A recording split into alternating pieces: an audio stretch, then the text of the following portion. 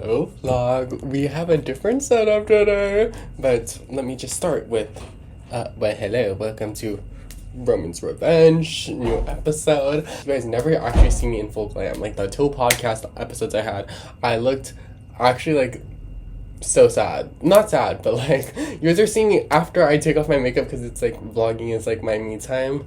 And so I'm like, you guys don't see the potential. Okay, like today, let me give you a little show and tell. I just got back because we had a little day. Okay, like, is it giving island y'all? Like,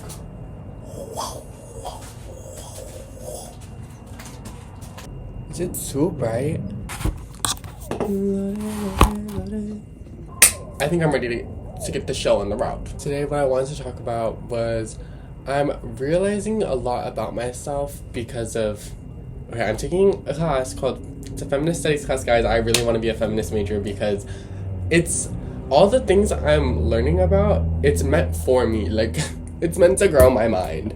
I need to like have such more of an open mind because it's so sad when you actually like reflect and realize how stubborn of a person you are.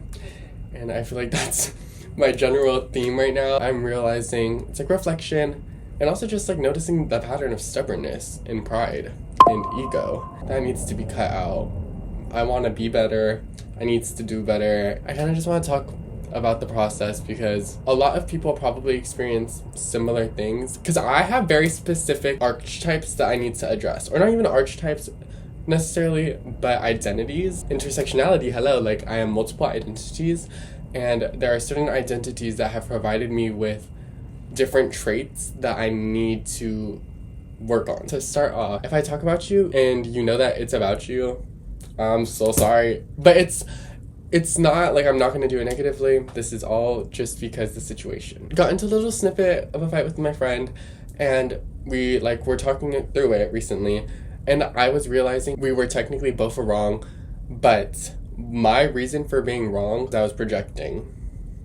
I was so thinking that she was mad at me that I avoid it by not necessarily stating the truth and kind of constructing other things, trying to redeem myself, kind of like, oh, I'll do this, or and I'm just like, girl, you're a coward. Like, stand the fuck up, just admit everything, be honest. Like, if people can't take the truth, oh no, they can't take the truth, girl, bye. They can't take the truth then. Like, you can't handle the smoke type shit. I'm realizing that I don't do that. It's just a little hard, because when you're a people pleaser and you just want things to go a certain way, you automatically fall into those habits of never really telling the truth. You kind of, beat around it. Yeah, beat around the bush. Hello. And I tend to do that, and that is because, number one, I am a people pleaser, but I think it's because my people pleasing stems from being a gay man. So, this next segment is going to be a PSA to all my gays, the DLs, the trades, because I'm about to clock y'all. I do think that you can take it multiple ways, but I think that there is a time period before you hit acceptance and stuff, where because of society, by raised thinking you can't do this, there's a stigma attached to it. And honestly, some people have different stigmas depending on different environmental factors, but I do think that my stigma around being a gay man has made me of a people pleaser and more coward, because I don't want to be perceived a certain way. Not necessarily that I have this straight persona, but I do feel like I have to compensate for kind of what I'm lacking, which is the normalcy aspect. And so I'm like, okay, well, if I'm not normal, then I need to do this, this, and this so that people still see me like a person. I'm realizing that makes you a fucking people pleaser, and it's so hard because you want to live a life of your own. And when the straw that breaks the camel's back, the instance that of me and my friend's fight, it was because I was not only projecting onto her because I thought she was mad at me, but I was also projecting onto her because I hold myself to such a high standard, and I believe these other people to hold me such a high standard that I project out there that I need to maintain this perfect. But because I also acknowledge that, yes, at the end of the day, I am human, those times where I do slip up, I play victim because I'm usually perfect. So it's like, oh, you're gonna get mad at someone who's usually perfect for having a slip up. Oh, you're blaming them for being a human. Like, that's kind of my mentality, which people pleaser, victim mentality, it's like really bad. But I'm working on it. I want other people to acknowledge that too, like specifically the gay community, the people who aren't necessarily super confident, super accepting of yourself. You would think like someone as bold as me, someone who dresses like this out in public, you would think, oh, he's fine with it. He accepts who he is. Mama Boots, it's hard. It's harder than it looks, especially depending on how you're raised. It's difficult. I will say, like, I'm just starting to, like, grow my hair. You know, I've only been dressing feminine for, like, okay, I've been dressing feminine for, like, 3 years now. But still, I don't know. Now getting into makeup, there are so many just steps of reaching your full evolution, and it's so hard to really reflect on yourself when you aren't at the point of your full evolution, because when you're still like going through changes, I feel like you're so stuck in the change that your mind is like processing only the change, because there's so much change going on. You got so much to think about that you don't really reflect and like are realizing everything in the past. And now that I'm at the point where I feel like I'm hitting final evolution, like I feel like I have an understanding of who I am. Now I can reflect, and I don't necessarily know how everyone else can reflect on that, but it's just something to like notice. Just notice that maybe you project things, or there's things from your childhood or the way that you were raised that like maybe you don't agree with. And don't necessarily take don't go into a conversation with these stigmas, because that's what I do. I go into these conversations with the stigma that my friends should see me as perfect type deal. Yeah, because they're my friends, so I associate them with the stigma of me being perfect. And then also for like strangers, like for me, when my stigma of just talking to any men, I think they're all evil. They're not all evil, and I know that they're not all evil, but there's a stigma that anything that they say, I'm gonna like look for my disagreements with it, and by just looking for the disagreements, I'm assuming everything they're saying, like I hear it with a certain tone, I hear it with a certain undertone, conveying a different story than what they're actually saying, when I just need to hear what they're saying. People just need to be heard. It's so hard to describe, but I hope I'm like doing a suffice job. I hope y'all are picking up what I'm putting down. Got pretty far off topic. The PSA to the gays. To go back to that, I just want to say, love yourself. It's really hard to, trust, I get it. It's really deep-rooted, but I do think your habits say a lot, because as someone who had different habits for like consistent bad habits when it came to relationships, like the toxic circle of repetition and like stopping and then going back to it.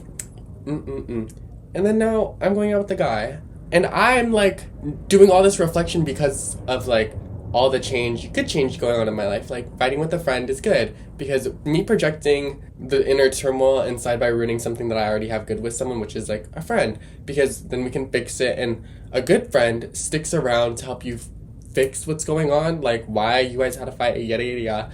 And it helps you reflect. There just needs to be a lot more reflection going on. And that's okay to project onto other people. Actually, it's maybe not necessarily okay, but it's human. And I think what humans should do is be more understanding that everyone's just projecting onto everyone. And we can't just be fighting over that. We should be doing what good friends do, which my friend did do. And like we sat down and we talked about it. And we just need more discussion. And without discussion, it's just everyone's going to be self-sabotaging everywhere they go.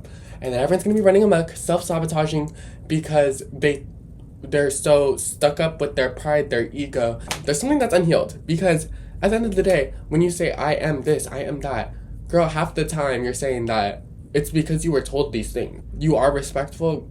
Girl, I wouldn't be surprised if you were saying that because you grew up, as for me, like an Asian household. Like, respect is a very big value that they impinge on the children. You see what I'm picking up, putting down, you picking it up? We just have so many stigmas from childhood and our early environment that we think that that is who we are.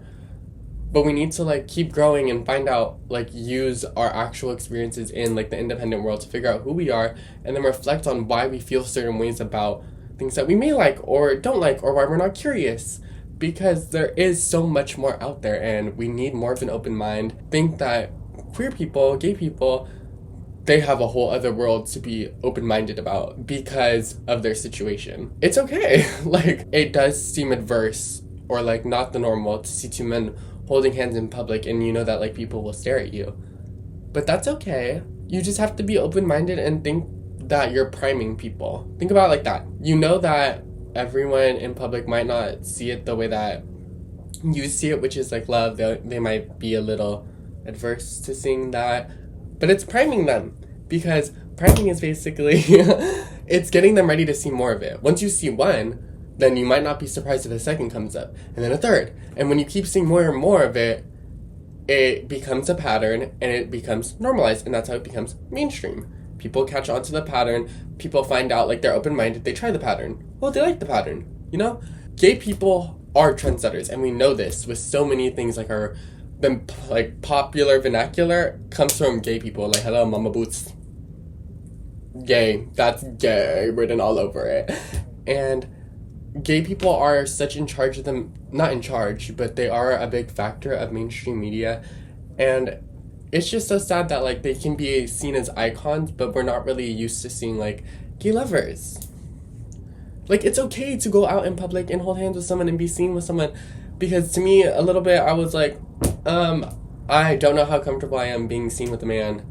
Like, I don't know, it just feels weird to me. Like, there's a weird feeling. It comes from my own, like, mentality of gay people, like, growing up to me weren't really seen together. And on top of that, it's like when you get treated with only clandestine relationships, coveted or covered, whatever, I don't know, a fancy word to describe it, but when they keep it all hidden, when you're being kept hidden, when you finally get something good, which I feel like is once in a lifetime for a gay person, maybe not once in a lifetime. I don't want to scare people away, but it does feel very, like, much as a rare occurrence. So when you get your hands on it, you shouldn't be, oh yeah, period, she said thumbs up. When you get your hands on it, you shouldn't be dragging all the past wounds into the new relationship. I mean, it's good to have your guards up.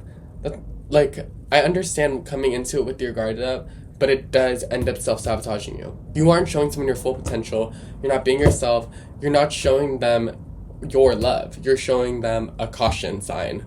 You're showing them that you're scared. And it's like, yes, over time, you can, if the other person is working with you, they'll help you take down your walls. But I do think that the gay community just needs to be more open to love.